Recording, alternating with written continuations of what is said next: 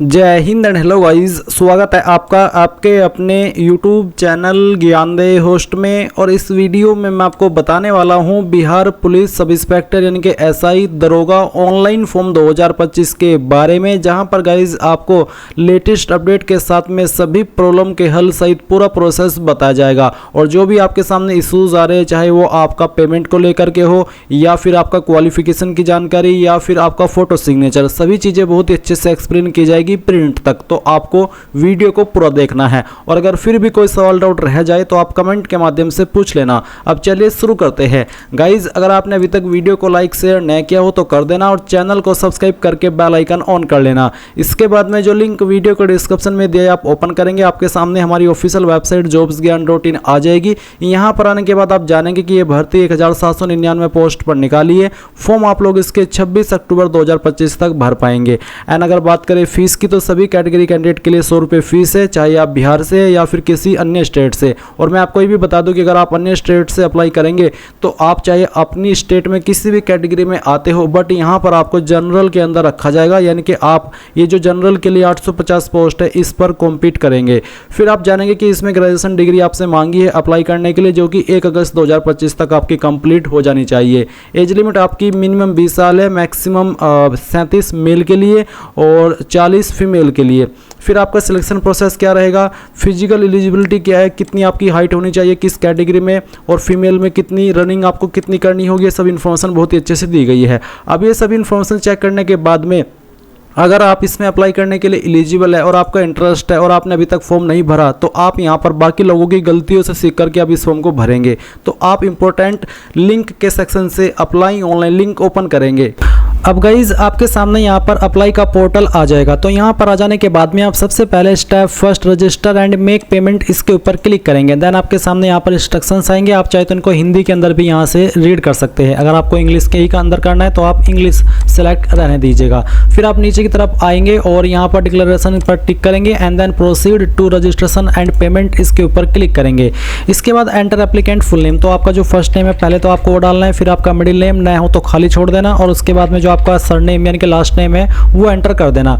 उसके बाद आप यहाँ पर नेशनलिटी में इंडियन सेलेक्ट कर लेंगे। फिर आप यहाँ पर आपका मोबाइल नंबर डालेंगे जो कि आप रजिस्टर करना चाहते हैं। उसके बाद आप आपका ईमेल एड्रेस डालेंगे। फिर आपसे पूछे are you a domicile of Bihar state, यानी कि क्या आप एक बिहार स्टेट के निवासी है, अगर है तो यस। और उसके बाद में जो आपकी कास्ट कैटेगरी है बिहार के अंदर वो आप सिलेक्ट कर सकते हैं, बट अगर आप बिहार से नहीं है तो आप नो करेंगे। और नो करने के बाद आप देखेंगे कि आपको बोला जा रहा है कि आप यहाँ पर जनरल कैटेगरी के अंदर कंसिडर किए जाएंगे। साथ ही बोला है कि you have selected domicile of Bihar state as no, तो आपको जनरल के अंदर रखा जाएगा। फीस यहाँ पर सभी के लिए 100 ही है और आपको ना तो एज के अंदर छूट मिलेगी, क्योंकि जैसे कि मैंने कहा कि ये जो रिलैक्सेशन के फ़ायदे हैं ये जो बिहार स्टेट के हैं उन्हीं को मिलेंगे। तो अगर आप बिहार से हैं तो यस करके आप बताइए कि आपकी कास्ट कैटेगरी कौन सी है। और जैसे कि अगर मैं यहाँ पर जनरल सेलेक्ट करता हूँ तो मेरे सामने आपको बोला है कि you have selected SC category, please make sure to submit relevant certificate at the time of document verification, यानी कि आपको रिलीवेंट सर्टिफिकेट डॉक्यूमेंट वेरिफिकेशन के टाइम पर देने होंगे।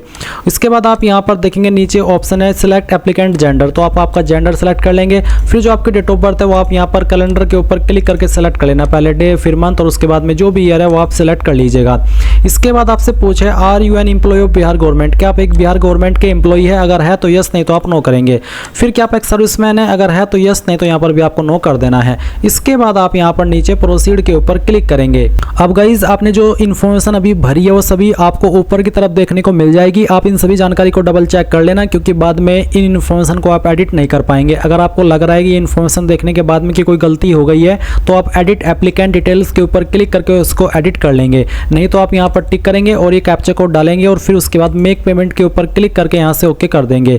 फिर गाइज आपको यहाँ पर पेमेंट के पेज पर ट्रांसफर किया जाएगा। आप आपकी application fees debit credit card, SBI corporate credit card, internet banking या फिर यूपीआई या फिर वॉलेट, तो यानी कि इनमें से किसी भी माध्यम का इस्तेमाल करके आप जमा कर पाएंगे। तो आप यहाँ पर इनमें से किसी भी माध्यम का इस्तेमाल करके अपनी फीस जमा कर लीजिए। फिर मैं आपको यहाँ पर आगे का प्रोसेस दिखाता हूँ। पेमेंट सक्सेसफुल हो जाने के बाद में आप यहाँ पर कुछ ऐसा इंटरफेस देखेंगे जहाँ पर आपको बोला है कि आपका पेमेंट रिसीव कर लिया गया है। अब आप यहाँ पर proceed to fill application form इसके ऊपर क्लिक करेंगे। मैं आपको एक चीज़ और बता दूं कि अगर आप देख रहे हैं कि यार जो मैंने इसमें फॉर्म भरा है और वो गलत हो गया है, तो आप कैंसिलेशन फॉर्म के ऊपर क्लिक करके दोबारा से अपनी फीस को दे करके सभी डिटेल दोबारा से भर सकते हैं। आप नया फॉर्म नहीं भरेंगे, आप इसी फॉर्म को कैंसिल करके दोबारा अपनी फीस पे करके अपना जो फॉर्म है वो दोबारा भर सकते हैं। यानी कि आपको एडिट का मौका नहीं मिलता, आप इस फॉर्म को कैंसिल करा करके दूसरा फॉर्म इसी लॉगिन डिटेल से भर सकते हैं। तो चलिए अभी हम यहाँ पर proceed to fill application form इसके ऊपर क्लिक करते हैं और यहाँ से ओके कर देते हैं। अब आपके सामने फिर से इंस्ट्रक्शंस आएंगे, आप यहाँ पर नीचे की तरफ आइए, डिक्लेरेशन पर टिक कीजिए और proceed to fill application form के ऊपर क्लिक कर दीजिए।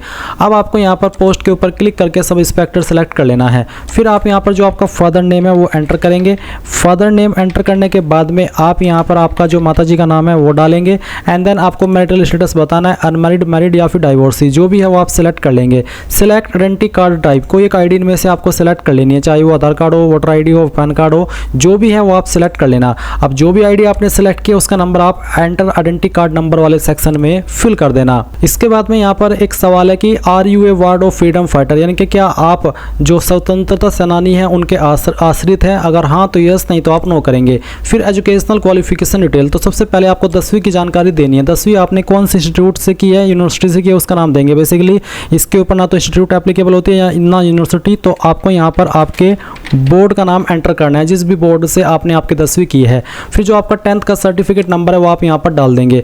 फिर सर्टिफिकेट इश्यू डेट या फिर पासिंग ईयर एंड डेट, यानी कि कब आपका सर्टिफिकेट इशू हुआ है वो डेट आपको यहाँ पर इस तरह से सिलेक्ट करनी है। या फिर यहाँ पर आपका पासिंग ईयर एंड डेट भी आप दे सकते हैं। अगर आपको एग्जैक्टली मालूम नहीं है तो आप एक एक्सपेक्टेड डेट भी यहाँ पर दे सकते हैं। बट 10वीं का सर्टिफिकेट तो आपके पास होगा ही और उसके ऊपर सर्टिफिकेट की जो डेट है वो भी होगी। फिर आएगा आपका ग्रेजुएशन, तो आपको यहाँ पर बताना है कि कहाँ से आपने आपकी ये जो ग्रेजुएशन है वो की है, तो उसका पूरा नाम आप यहाँ पर इस तरह से एंटर कर देना। फिर आपको पासिंग सर्टिफिकेट नंबर देना है। और गाइज यहाँ पर बहुत सारे कैंडिडेट ऐसे होंगे जिनकी अभी जो ग्रेजुएशन है वो डिग्री तो होगी बट सर्टिफिकेट नहीं होगा, यानी कि वो मार्कशीट अभी अवेलेबल है, प्रोविजनल डिग्री होगी बट सर्टिफिकेट नहीं होगा। तो ऐसे में यहाँ पर अगर आपके पास मार्कशीट है तो मार्कशीट के ऊपर जो नंबर होता है वो आप डाल सकते हैं। और अगर वो सब भी अवेलेबल नहीं है तो आप यहाँ पर NA लिख सकते हैं, NA यानी कि नॉट अवेलेबल। उसके बाद आप देखेंगे certificate issue date, passing year and date. तो अगर आपका सर्टिफिकेट आपके पास अवेलेबल है तो आपका सर्टिफिकेट इशू डेट आप यहाँ पर इस तरह से सिलेक्ट कर लीजिएगा, जैसे कि मैं आपको सिलेक्ट करके दिखा रहा हूँ। और अगर आप यहाँ पर मार्कशीट की इन्फॉर्मेशन दे रहे हैं और आप NA लिख रहे हैं, यानी कि आपके पास अभी अवेलेबल नहीं है, तो आप यहाँ पर इसमें जो आपकी पासिंग ईयर है एंड डेट है वो आप इस वाले सेक्शन में सेलेक्ट करेंगे। अब आती है पोस्ट ग्रेजुएशन यानी कि PG, तो अगर आपके पास है तो आप सेम वे में आपकी यूनिवर्सिटी का नाम देंगे, passing certificate number and then आपकी डेट की कब आपने पास की है। फिर आएगी एड्रेस डिटेल, तो परमानेंट एड्रेस आपका क्या है वो आप भर देंगे, जैसे कि हाउस या फिर फ्लैट या फिर प्लॉट नंबर, स्ट्रीट, मोहल्ला, village, town, nearest post office, आपका स्टेट, और उसके बाद में आपकी डिस्ट्रिक्ट कौन सी है वो डिस्ट्रिक्ट आपको सिलेक्ट करनी है और अपना पिन कोड डाल देना है। फिर एक सवाल है कि whether it is a same as permanent address, यानी कि क्या आपका प्रेजेंट एड्रेस और परमानेंट एड्रेस सेम है। अगर सेम है तो आप यस कर देना, अगर सेम नहीं है तो नो करके अलग से इस तरफ आपका कोरेस्पोंडेंस एड्रेस में प्रेजेंट एड्रेस फिल कर देना। इसके बाद आप यहाँ पर देखेंगे डिक्लेरेशन ऑफ क्रिमिनल केसेस, तो कुछ सवालों के आंसर आपको करने हैं। जैसे कि पहला सवाल है कि क्या आपको डिब्रेड किया गया या ब्लैकलिस्ट किया गया UPSC, SSC या फिर किसी अन्य स्टेट के PSC द्वारा, अगर हाँ तो यस, नहीं तो आप नो करेंगे।